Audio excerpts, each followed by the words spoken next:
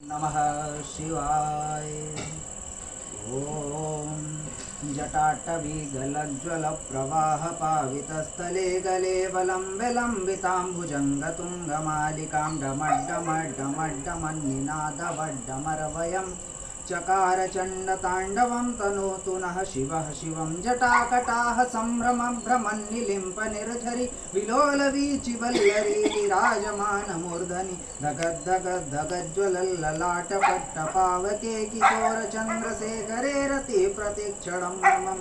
धराधरेन्द्र नन्दिनी विलास बन्धु बन्धुरस्फुरद्गत सन्तति प्रमोदमान मानसे कृपा कटाक्ष धोरणी निरुद्ध दुर्धरापदि क्वचिद्दिगम्बरे मनो विनोद मे तु वस्तुनि जटा भुजङ्ग पिङ्गल स्फुरत्फणामणिप्रभा कदम्ब कुङ्कुमद्रव प्रलिप्त दिग्वधू मुखे मदान्ध सिन्धुरासुरत्वगुत्तरीय मेदुरे मनो विनोदमद्भुतं विभर्त भूत भर्तरी ललाट चत्वरज्ज्वलद्धनञ्जया स्फुलिङ्गया निपीत पञ्चशायकं नमन्निलिम्पनायकं सुधामयूखरेखया विराजमानशेखरं महाकपालि सम्पदे सरिज्जटालमस्तु नः।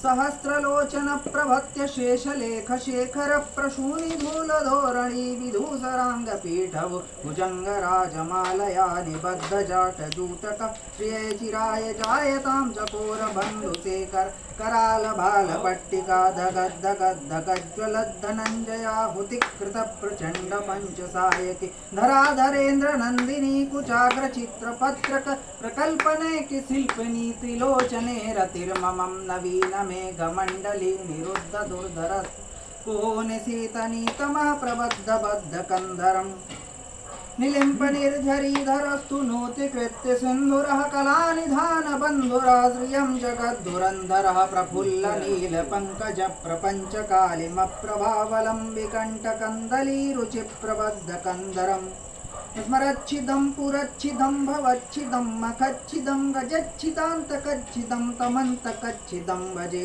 अखर्व सर्वमङ्गल कलाकदम्ब मञ्जरी रसप्रवाह माधुरी विजम्बडी मधुव्रतं सुरान्तकं पुरान्तकं भवान्तकं मखान्तकं विकान्तकान्तकं तमन्तकान्तकं भजे जयत्तदभ्रविभ्रमभ्रमद्भुजङ्गमस्स सद्विनिग्रमः क्रमस्फुरत्करालवालहव्यवात् धिमिद्धिमिद्धिमिध्वनं मृदङ्गतुङ्गमङ्गलध्वनिक्रमा प्रवर्तितः प्रचण्डताण्डवः शिवः दृसद्चित्रतल्पयो भुजङ्गमौक्तिकस्रजो गरिष्ठरत्नलोष्ठयो सुहृद्दिपक्षपक्षयो तृणारविन्दुचक्षुः व्रजामहि महेन्द्रयो समप्रवर्तिकः कदा सदा शिवं भजाम्यहम्। कदा निलिम्पनिर्झरे निकुञ्जकोटरे वसन् विमुक्तदुर्मते सदा शिरस्थमञ्जलिं वहन् विलोललोललोचना ललामभाललग्नकं शिवेति मन्त्रमुच्चरन् सदा सुखी भवाम्यहम्। निलिम्पनाथ नागरे कदम्ब मौलिमल्लिका निगुम्फनिर्भरक्षणं मधोष्णिका मनोहर तनोतु नो मनो मुदं विनोदनी महर्निशं परः श्रिया परं पदम् तदङ्गजद्विषां च या प्रचण्डवाडवानलप्रभा शुभप्रचारणी महाष्टसिद्धिकामिनी जनावहूतजल्पन विमुक्तवामलोचना विवाहकालिकध्वनि शिवेति मन्त्रभूषणं जगज्जयाय जायताम्। इममहि नित्यमेव मुक्तमुक्तमोत्तमं स्तवन् पठन् स्मरन् ब्रुवन्नरो विशुद्धमेति सन्ततम्। हरे गुरौ सुभक्तिमासु याति नान्यथा गतिं विमोहनं हि देहिनां सुशङ्करस्य चिन्तनं विमोहनं हि देहिनां सुशङ्करस्य चिन्तनं।